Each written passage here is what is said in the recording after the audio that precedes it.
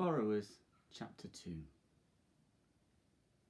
It was Pod's hole, the keep of his fortress, the entrance to his home.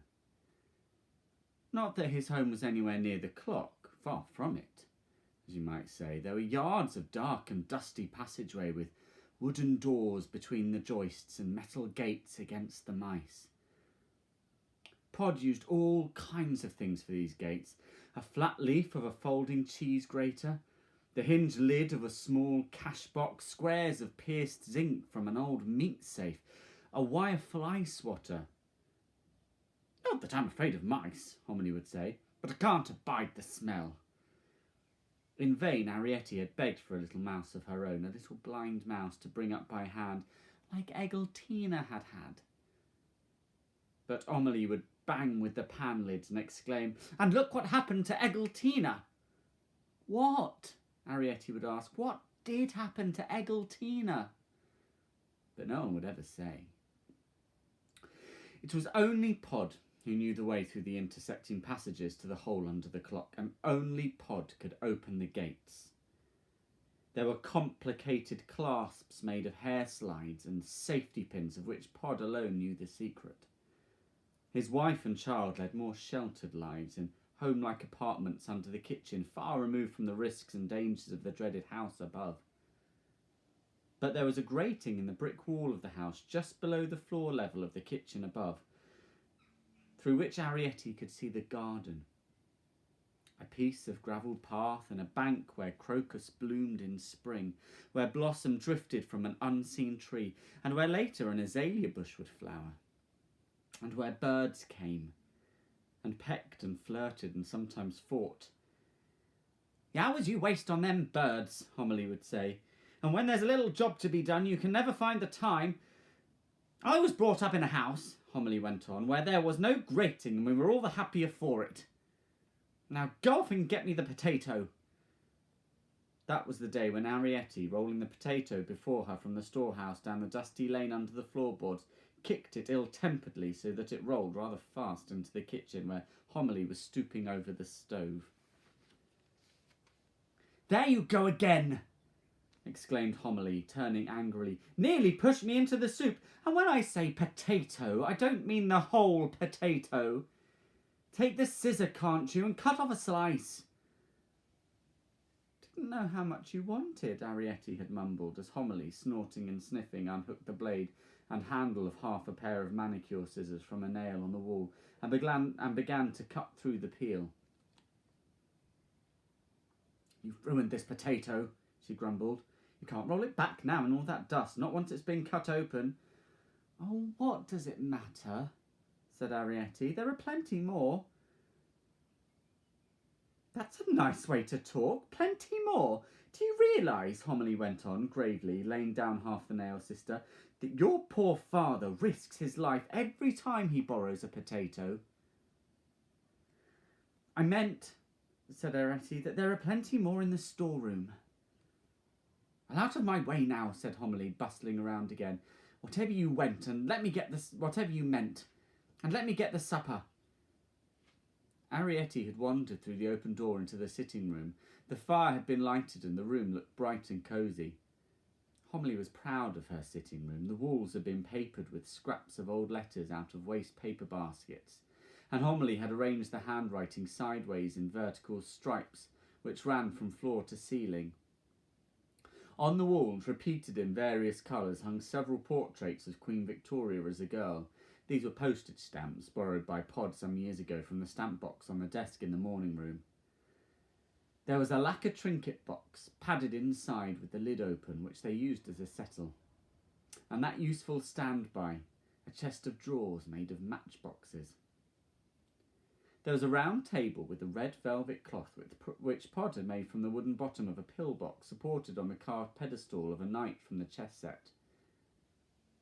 This had caused a great deal of trouble upstairs when Aunt Sophie's eldest son, on a flying midweek visit, had invited the vicar for a game after dinner. Rosa Pickhatchet, who was housemaid at the time, gave him her notice. Not long after, she had left other things were found to be missing, and from that time onwards Mrs. Driver ruled supreme. The night itself, its bust, so to speak, was standing on a column in the corner where it looked very fine and lent that air to the room which only statuary can give. Beside the fire, in a tilted wooden bookcase, stood Arrietty's library. This was a set of those miniature volumes which the Victorians loved to print, but which to Arrietty seemed the size of very large Bibles. There was Bryce's Tom Thumb Gazetteer of the World, including the last census, Bryce's Tom Thumb Dictionary, with short explanations of scientific, philosophical, literary and technical terms, Bryce's Tom Thumb edition of the comedies of William Shakespeare, including a foreword on the author, another book whose pages were all blank called Memoranda, and last but not least Arrietty's favourite, Bryce's Tom Thumb Diary and Proverb book, with a saying for each day of the year, and as a preface, the life story of a little man called General Tom Thumb, who married a girl called Mercy Lavinia Bump. There was an engraving of their carriage and pair with little horses the size of mice. Arrietty was not a stupid girl. She knew that horses could not be as small as mice. But she did not realise that Tom Thumb, nearly 2 feet high, would seem a giant to a borrower. Arrietty had learned to read from these books and to write by leaning sideways and copying out the writings on the walls. In spite of this, she did not always keep her diary, although on most days she would take the book out for the sake of saying, which sometimes would comfort her. Today, the saying said, "You may go farther and fare worse." And underneath, Order of the Garter, instituted 1348.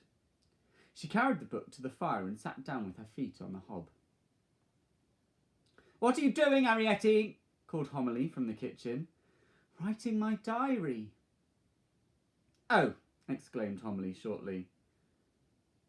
"What did you want?" asked Arrietty. She felt quite safe. Homily liked her to write. Homily encouraged any form of culture. Homily herself, poor ignorant creature, could not even say the alphabet. "Nothing, nothing," said Homily crossly, banging away with the pan lid. "It'll do later." Arrietty took out her pencil. It was a small white pencil with a piece of silk and cord attached, which had come off a dance programme, but even so, in Arrietty's hand, it looked like a rolling pin. "Arrietty!" called Homily again from the kitchen. "Yes?" "Put a little something on the fire, will you?" Arrietty braced her muscles and heaved the book off her knees and stood it upright on the floor. They kept the fuel, assorted slack and crumbled candle grease, in a pewter mustard pot and shovelled it out with the spoon. Arrietty trickled only a few grains, tilting the mustard spoon, not to spoil the blaze. Then she stood there, basking in the warmth. It was a charming fireplace, made by Arrietty's grandfather, with a cogwheel from the stables, part of an old cider press. The spokes of the cogwheel stood out in starry rays, and the fire itself nestled in the centre. Above there was a chimney piece made from a small brass funnel inverted. This at one time belonged to an oil lamp which matched it, and which stood in the old days on the hall table upstairs. An arrangement of pipes from the spout of the funnel carried the flumes into the kitchen flues above. The fire was laid with matchsticks and fed with assorted slack, and as it burnt up, the iron would become hot, and Homily would simmer soup on the spokes in a silver thimble, and Arrietty would broil nuts. How cosy those winter evenings could be. Arrietty, her great book on her knees, sometimes reading aloud, Pod at his last. He was a shoemaker and made button boots out of kid gloves, now alas only for his family, and Homily, quiet at last, with her knitting. Homily knitted their jerseys and stockings on black-headed pins and sometimes on darning needles. A great reel of silk or cotton would stand table-high beside her chair, and sometimes, if she pulled it too sharply, the reel would tip up and roll away out of the open door into the dusty passage beyond, and Arrietty would be sent after it to rewind it carefully as she rolled it back. The floor of the sitting room was carpeted with deep red blotting paper, which was warm and cosy and soaked up the spills. Homily would renew it at intervals when it became available upstairs, but since Aunt Sophie had taken to her bed, Mrs. Driver seldom thought of blotting paper unless suddenly there were guests. Homily liked things which saved washing, because drying was difficult under the floor. Water they had in plenty, hot and cold, thanks to Pod's father, who had tapped the pipes from the kitchen boiler. They bathed in a small tureen which once had held pâté de foie gras. When you had wiped out your bath, you were supposed to put the lid back to stop people putting things in it. The soap, too, a great cake of it, hung on a nail in the scullery, and they scraped pieces off. Homily liked coal tar, but Pod and Arrietty preferred sandalwood. "What are you doing now, Arrietty?" called Homily from the kitchen. "Still writing in my diary." Once again, Arrietty took hold of the book and heaved it back onto her knees. She licked the lead of her great pencil and stared a moment, deep in thought. She allowed herself, when she did remember to write, one little line on each page, because she would never, of this she was sure, have another diary. And if she could get 20 lines on each page, the diary would last her 20 years. She had kept it for nearly 2 years already, and today, March 22nd, she read last year's entry. Mother's cross. She thought a while longer, then at last she put ditto marks under mother and worried under cross. "What did you say you were doing, Arrietty?" called Homily from the kitchen. Arrietty closed the book. "Nothing," she said. "Then chop me up this onion, there's a good girl. Your father's late tonight."